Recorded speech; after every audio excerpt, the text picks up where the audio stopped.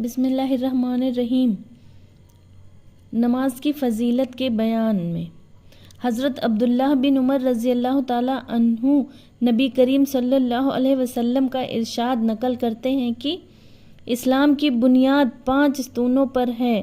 سب سے اول لا الہ الا اللہ محمد رسول اللہ کی گواہی دینا، یعنی اس بات کا اقرار کرنا کہ اللہ کے سوا کوئی معبود نہیں اور محمد صلی اللہ علیہ وسلم اللہ کے بندے اور رسول ہیں۔ اس کے بعد نماز قائم کرنا، زکوٰۃ ادا کرنا، حج کرنا، رمضان المبارک کے روزے رکھنا۔ یہ 5 چیزیں ایمان کے بڑے اصول اور اہم ارکان ہیں۔ نبی کریم صلی اللہ علیہ وسلم نے اس پاک حدیث میں بطور مثال کے اسلام کو ایک خیمے کے ساتھ تشبیہ دی ہے جو 5 ستونوں پر قائم ہوتا ہے۔ پس کلمہ شہادت خیمہ کی درمیانی لکڑی کی طرح ہے اور باقیہ چاروں ارکان 4 ستونوں کے ہیں جو چاروں کونوں پر ہوں۔ اگر درمیانی لکڑی نہ ہو تو خیمہ کھڑا ہو ہی نہیں سکتا، اور اگر یہ لکڑی موجود ہو اور چاروں طرف کے کونوں میں کوئی سی لکڑی نہ ہو تو خیمہ قائم ہو جائے گا، لیکن جون سے کونے کی لکڑی نہیں ہوگی وہ جانب ناقص اور گری ہوئی ہوگی۔ اس پاک ارشاد کے بعد اب ہم لوگوں کو اپنی حالت پر خود ہی غور کر لینا چاہیے کہ اسلام کے اس خیمے کو ہم نے کس درجے تک قائم کر رکھا ہے، اور اسلام کا کون سا رکن ایسا ہے جس کو ہم نے پورے طور پر سنبھال رکھا ہے۔ اسلام کے یہ 5 ارکان نہایت اہم ہیں، حتیٰ کہ اسلام کی بنیاد انہی کو قرار دیا گیا ہے، اور ایک مسلمان کے لیے بحیثیت مسلمان ہونے کے ان سب کا اہتمام نہایت ضروری ہے، مگر ایمان کے بعد سب سے اہم چیز نماز ہے۔ حضرت عبداللہ بن مسعود رضی اللہ عنہ کہتے ہیں کہ میں نے حضور صلی اللہ علیہ وسلم سے دریافت کیا کہ اللہ تعالی شانہ کے یہاں سب سے زیادہ محبوب عمل کون سا ہے؟ ارشاد فرمایا کہ نماز۔ میں نے عرض کیا کہ اس کے بعد کیا ہے؟ ارشاد فرمایا کہ والدین کے ساتھ حسن سلوک۔ میں نے عرض کیا اس کے بعد کون سا ہے؟ آپ صلی اللہ علیہ وسلم نے ارشاد فرمایا جہاد۔ ملا علی قاری رحمۃ اللہ علیہ فرماتے ہیں کہ اس حدیث میں علماء کے اس قول کی دلیل ہے کہ ایمان کے بعد سب سے مقدم نماز ہے۔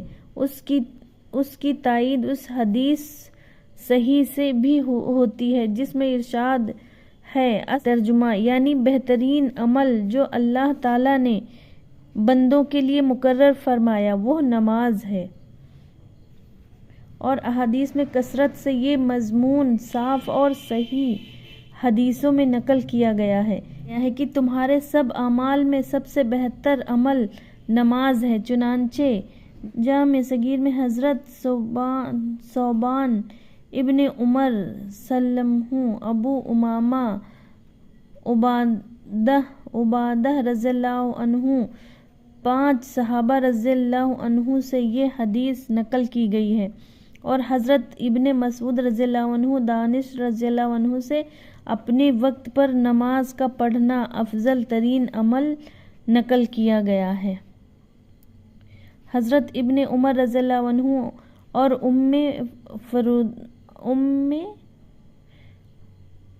ام فردہ رضی اللہ عنہ سے اول وقت نماز پڑھنا نقل کیا گیا ہے۔ مقصد سب کا قریب قریب ایک ہی ہے۔ بسم اللہ الرحمن الرحیم۔ سردی کے موسم میں درختوں کے پتے ایسی کثرت سے گرتے ہیں کہ بعض درختوں پر ایک بھی پتا نہیں رہتا۔ نبی اکرم صلی اللہ علیہ وسلم کا پاک ارشاد ہے کہ اخلاص سے نماز پڑھنے کا اثر بھی یہی ہے کہ اس کے سارے گناہ معاف ہو جاتے ہیں، ایک بھی نہیں رہتا۔ مگر ایک بات قابل لحاظ ہے، علماء کی تحقیق آیت قرآنیہ اور احادیث نبویہ کی وجہ ہے سے یہ ہے کہ نماز وغیرہ عبادات سے صرف گناہ صغیرہ معاف ہوتے ہیں، کبیرہ گناہ بغیر توبہ کے معاف نہیں ہوتا۔ اس لیے نماز کے ساتھ توبہ و استغفار کا اہتمام بھی کرنا چاہیے، اس سے غافل نہ ہونا چاہیے۔ البتہ حق تعالیٰ شانہ اپنے فضل سے کسی کے گناہ کبیرہ بھی معاف فرما دیں تو دوسری بات ہے۔ سبحان اللہ، اللہ بہت معاف کرنے والا ہے، بہت بڑا رحیم و کریم ہے۔ بسم اللہ الرحمن الرحیم۔ جاری پانی گندگی وغیرہ سے پاک ہوتا ہے، اور پانی جتنا بھی گہرا ہوگا اتنا ہی صاف اور شفاف ہوگا، اس لیے اس حدیث میں اس کا جاری ہونا اور گہرا ہونا فرمایا گیا ہے۔ اور جتنے صاف پانی سے آدمی غسل کرے گا اتنی ہی صفائی بدن پر آئے گی۔ اسی طرح نمازوں کی وجہ سے اگر آداب کی رعایت رکھتے ہوئے پڑھی جائے تو گناہوں سے صفائی حاصل ہوتی ہے۔ جس قسم کا مضمون ان دو حدیثوں میں ارشاد ہوا ہے، اس قسم کا مضمون کئی حدیثوں میں مختلف صحابہ رضی اللہ عنہ سے مختلف الفاظ میں نقل کیا گیا ہے۔ ابو سعید خدری رضی اللہ تعالیٰ عنہ سے نقل کیا گیا ہے کہ حضور اقدس صلی اللہ علیہ وسلم نے ارشاد فرمایا، 5 نمازیں درمیانی اوقات کے لیے کفارہ ہیں، یعنی ایک نماز سے دوسری نماز تک جو صغیرہ گناہ ہوتے ہیں وہ نماز کی برکت سے معاف ہو جاتے ہیں۔ اس کے بعد حضور صلی اللہ علیہ وسلم نے ارشاد فرمایا، مثلاً ایک شخص کا کوئی کارخانہ ہے جس میں وہ کچھ کاروبار کرتا ہے، جس کی وجہ سے اس کے بدن پر کچھ گرد غبار میل کچیل لگ جاتا ہے، اور اس کے کارخانے اور مکان کے درمیان میں 5 نہریں پڑتی ہیں۔ جب وہ کارخانہ سے گھر جاتا ہے تو ہر نہر پر غسل کرتا ہے۔ اسی طرح سے 5 نمازوں کا حال ہے کہ جب کبھی درمیانی اوقات میں کچھ خطا اور لغزش وغیرہ ہو جاتی ہے تو نمازوں میں دعا استغفار کرنے سے اللہ جل شانہ بالکل اس کو معاف فرما دیتے ہیں۔ نبی کریم صلی اللہ علیہ وسلم کا مقصد اس قسم کی مثالوں سے اس امر کا سمجھا دینا ہے کہ اللہ جل شانہ نے نماز کو گناہوں کی معافی میں بہت قوی تاثیر عطا فرمائی ہے، اور چونکہ مثال سے بات ذرا اچھی طرح سمجھ میں آ جاتی ہے، اس لیے مختلف مثالوں سے حضور صلی اللہ علیہ وسلم نے اس مضمون کو واضح فرما دیا ہے۔ اللہ جل شانہ کی اس رحمت اور وسعت، مغفرت اور لطف و انعام اور اکرام سے ہم لوگ فائدہ اٹھائیں تو کسی کا کیا نقصان ہے، اپنا ہی کچھ کھوتے ہیں۔ ہم لوگ گناہ کرتے ہیں، نافرمانیاں کرتے ہیں، حکم عدولیاں کرتے ہیں، تعمیل ارشاد میں کوتاہیاں کرتے ہیں۔ اس کا مقتضا یہ تھا کہ قادر عادل بادشاہوں کے یہاں ضرور سزا ہوتی اور اپنے کیے کو بھگتتے، مگر اللہ کے